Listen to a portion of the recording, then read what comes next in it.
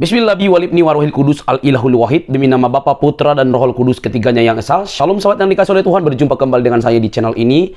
Terima kasih telah mendukung perkembangan channel ini dengan cara subscribe, memberi like, sehingga video dari channel ini direkomendasikan oleh YouTube untuk menjangkau banyak orang. Teman-teman juga boleh memberikan komentar yang cerdas yang berkaitan dengan video yang saya upload, dan dukung saya dengan cara men-share video dari channel ini di berbagai media teman-teman, sehingga ada banyak orang yang mendapatkan informasi dan kebenaran yang disampaikan melalui channel ini. Tuhan memberkati kita. Sahabat yang dikasih oleh Tuhan, teman-teman mungkin agak heran dan mengagetkan ini berita, karena ini bukan diucapkan oleh pendeta ataupun apologetik Kristen, tetapi dari golongan cendekiawan Muslim.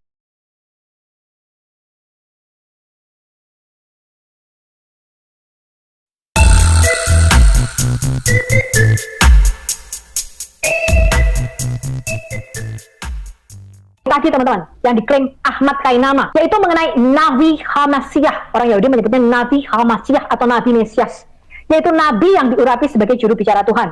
Apa itu seorang Nabi Allah? Nabi itu berasal dari kata Nabi, artinya sesuatu yang mengalir keluar atau juru bicara, penyambung lidah Allah, atau seorang pelihat. Seorang Nabi itu tidak dinubuatkan, melainkan seorang nabi itu harus bernubuat. Seorang nabi itu berbicara mewakili Allah untuk kepentingan Allah di hadapan umatnya. Jadi fungsinya terbalik dengan jabatan imam.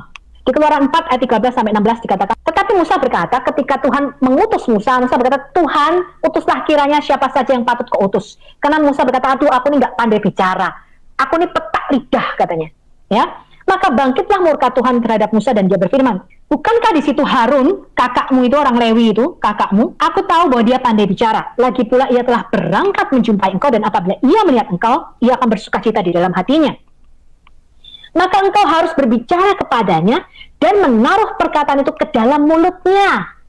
Aku akan menyertai lidahmu dan lidahnya dan mengajarkan kepada kamu apa yang harus kamu lakukan. Ia harus berbicara bagimu kepada bangsa itu. Dengan demikian ia akan menjadi penyambung lidahmu dan engkau akan menjadi seperti Allah baginya. Kemudian di Keluaran 7 ayat 1-2, berfirmanlah Tuhan kepada Musa, lihat, aku mengangkat engkau sebagai Allah bagi Firaun, dan Harun abangmu akan menjadi nabimu. Engkau harus mengatakan segala yang kuperintahkan kepadamu, dan Harun abangmu harus berbicara kepada Firaun supaya dibiarkannya orang Israel itu pergi. Ya, jadi ini fungsi nabi. Nabi adalah juru bicara Allah. Seorang nabi itu berbicara atas nama Allah, ya, mewakili kepentingan Allah. Oh, ini tadi sudah ya, sorry kedobelan teman-teman. Nah, Mesias ini dinubuatkan akan memegang jabatan nabi yang diklaim Ustadz Ahmad Kainama tadi loh, di Ulangan 18 ayat 18-22. Seorang nabi itu juga harus diurapi sama seperti imam. Seorang nabi itu adalah juga seorang Mesias. Ya, di 1 Raja-Raja ayat 19-15 16 firman Tuhan kepada Elia dikatakan, pergilah, kembalilah ke jalanmu melalui padang gurun Damsyik. Setelah engkau sampai sana, engkau harus mengurapi Hazael menjadi raja atas Aram.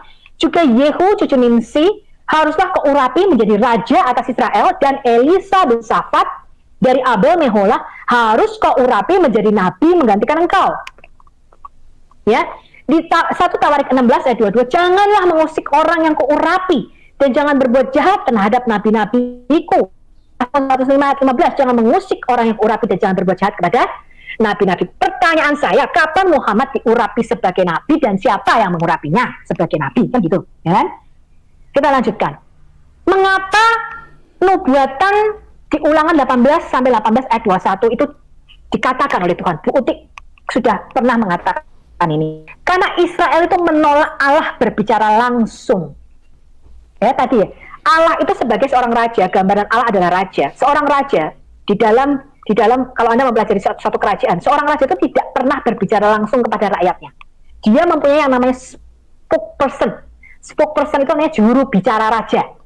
Ya, jadi dia mempunyai juru bicara. Rakyat itu tidak boleh ngomong langsung sama Firaun, tidak boleh. Ya, dia mempunyai seorang juru bicara nanti yang akan ngomong kepada Firaun. Nanti kalau Firaun ngomong kepada juru bicara ini akan menyampaikan kepada rakyat. Nggak boleh bicara langsung, teman-teman, nggak bisa. Ya, yang boleh bicara dengan raja hanyalah keluarganya sendiri dan orang tertentu yang dipilih oleh Firaun sebagai juru bicaranya. Ya, demikian juga dengan Tuhan, teman-teman. Ya, makanya nabi Allah yang sejati itu harus dari diri Allah sendiri karena dia merupakan perwakilan Allah. Ya, makanya Yesus dikatakan Nabi Hamesiah, ya, atau nabi yang diurapi. Orang itu menolak berbicara langsung di Keluaran 20 ayat 18 sampai 22. Dikatakan seluruh bangsa itu menyaksikan gurun mengguntur, kilat sabung menyabung, sangkakala berbunyi dan gunung berasap. Tadi loh gunungnya gosong tadi Jabal Alas tadi ya. Maka bangsa itu takut dan gemetar dan mereka berdiri jauh-jauh. Mereka berkata kepada Musa, engkaulah berbicara dengan kami, maka kami akan mendengarkan. Tetapi janganlah Allah berbicara dengan kami, nanti kami mati. Jadi mereka meminta seorang mediator, seorang pengantara, seorang juru bicara Allah. Kamu aja yang ngomong sama Tuhan. Nanti apapun yang Tuhan katakan kepadamu, kami akan mendengarkan dan kami akan lakukan. Tetapi Musa berkata kepada bangsa itu, janganlah takut. Sebab Allah telah datang dengan maksud untuk mencoba kamu dan dengan maksud supaya takut akan Dia ada padamu, agar kamu jangan berbuat dosa. Adapun bangsa itu berdiri jauh-jauh, tapi Musa pergi mendekati embun kelam di mana Allah berada. Lalu berfirmanlah Tuhan kepada Musa, beginilah kau katakan kepada orang Israel, kamu sendiri telah menyaksikan bahwa aku berbicara dengan kamu dari langit. Tetapi orang Israel apa? Ketakutan mendengar suara Tuhan. Ya. Jadi Ulangan 18 kita baca tadi ayat 15 sampai 16 pendahuluannya. Seorang nabi, seorang juru bicara, Tuhan ngomong, dari tengah-tengahmu, dari antara saudara-saudaramu, sama seperti Musa, sama seperti aku, kata Musa, dibangkitkan bagimu oleh Tuhan Allahmu. Dialah yang harus kamu dengarkan. Tepat seperti yang kamu minta dahulu kepada Tuhan Allahmu di Gunung Horeb. Ya, karena bangsa Israel mengatakan, kita minta seorang nabi aja yang ngomong. Jangan Allah jangan ngomong langsung, nanti kami mati.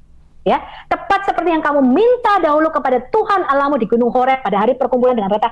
Tidak mau aku mendengar lagi suara Tuhan Allahku, dan api yang besar ini tidak mau aku melihat, supaya jangan aku mati.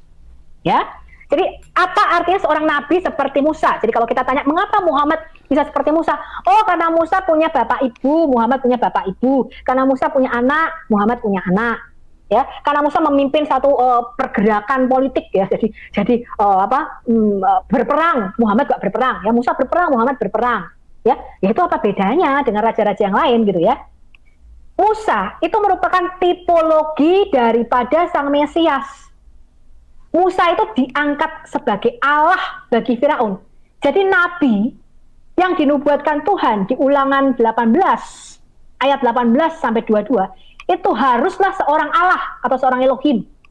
Ya, di dalam Mazmur 90 ayat 1 kemarin saya sudah katakan waktu di channelnya Bu Uti. Di sini dikatakan doa Musa. Di dalam terjemahan LAI dikatakan abdi Allah. Ya, tetapi terjemahan yang betul adalah manusia laki-laki Allah atau Ish Elohim, manusia Allah. Ya, jadi orang Israel itu percaya karena Musa ini merupakan tipologi dari Mesias.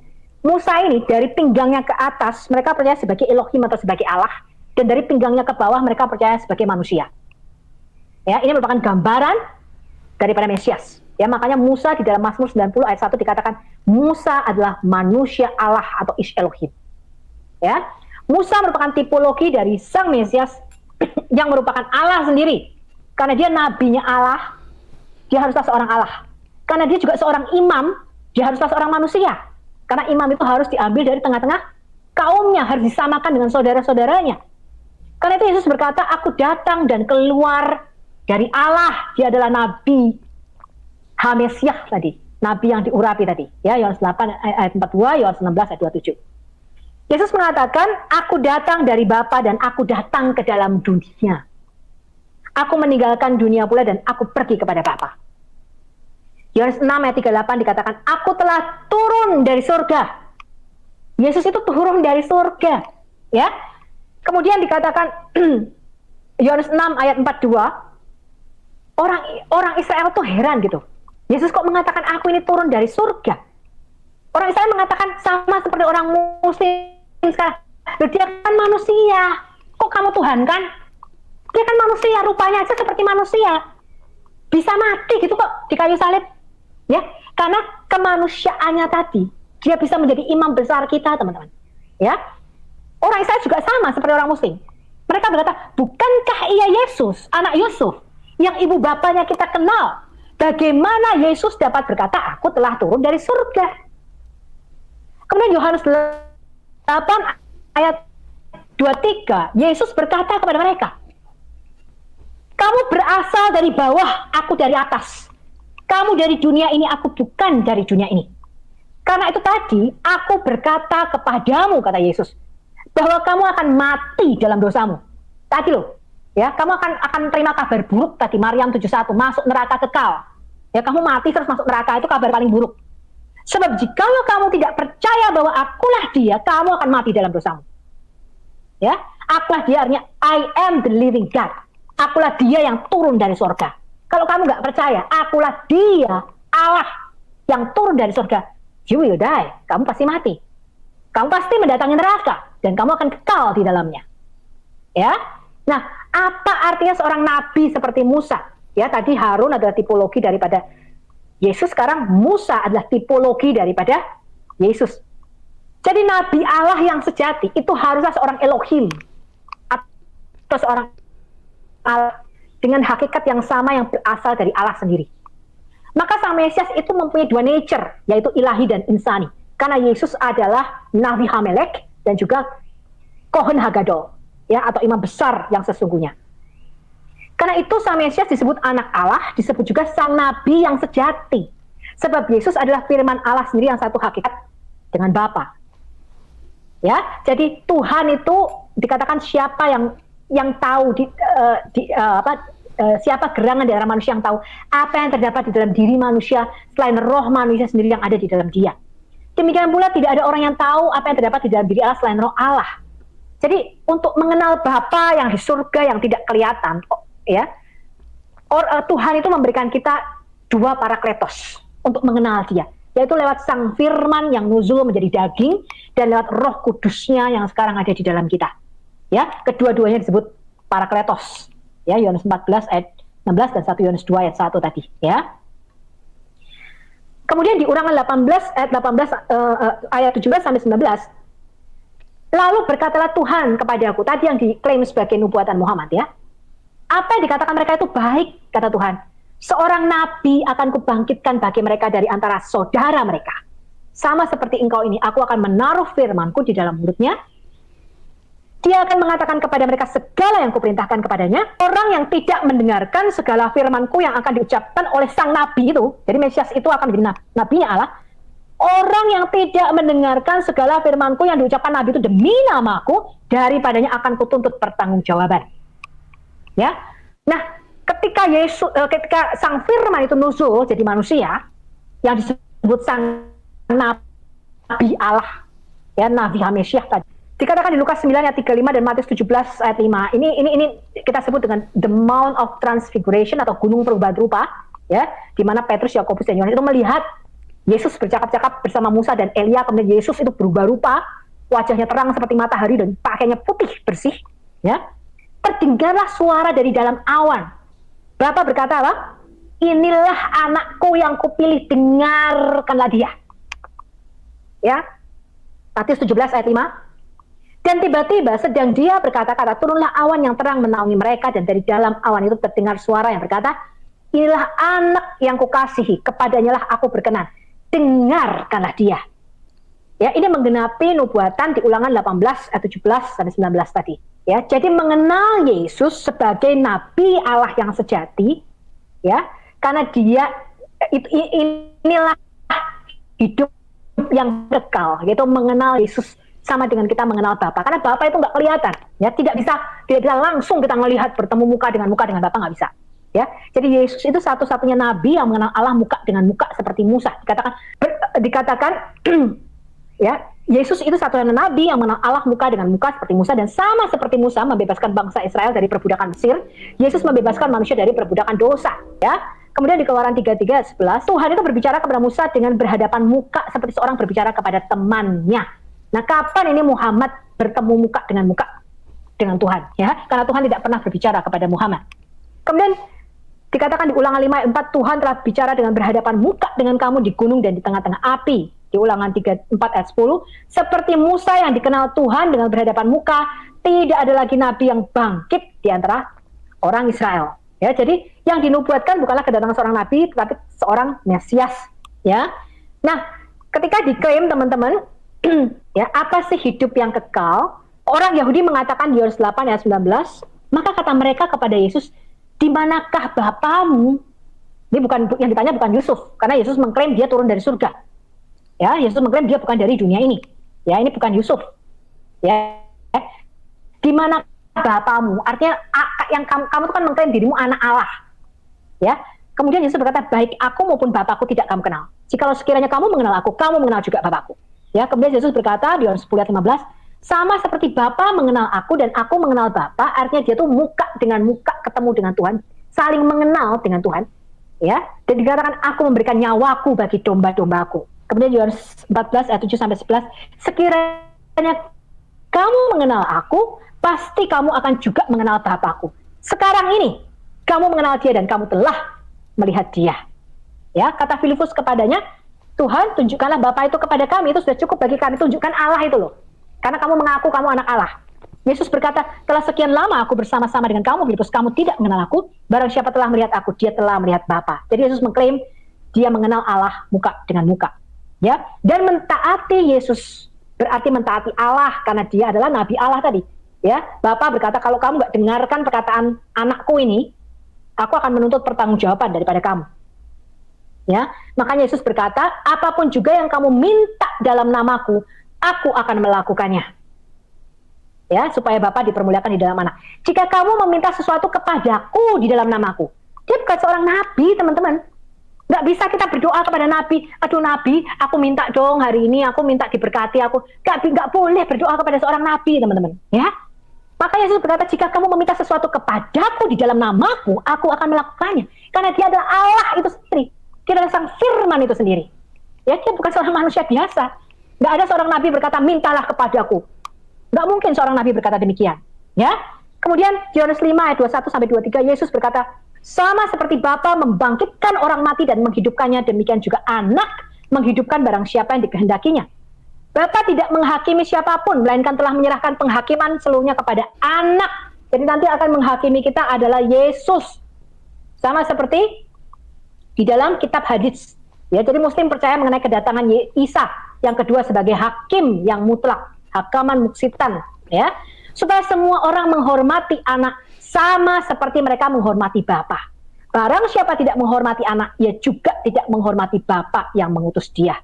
Ya, makanya Yesus mengatakan, aku dan Bapa adalah satu. Yesus berani mengklaim, kamu pergi baptis orang di dalam satu nama, Bapa, Anak, dan Roh Kudus. Jadi Yesus mengklaim kesetaraan, kesejajaran, kesamaan dia dengan Allah.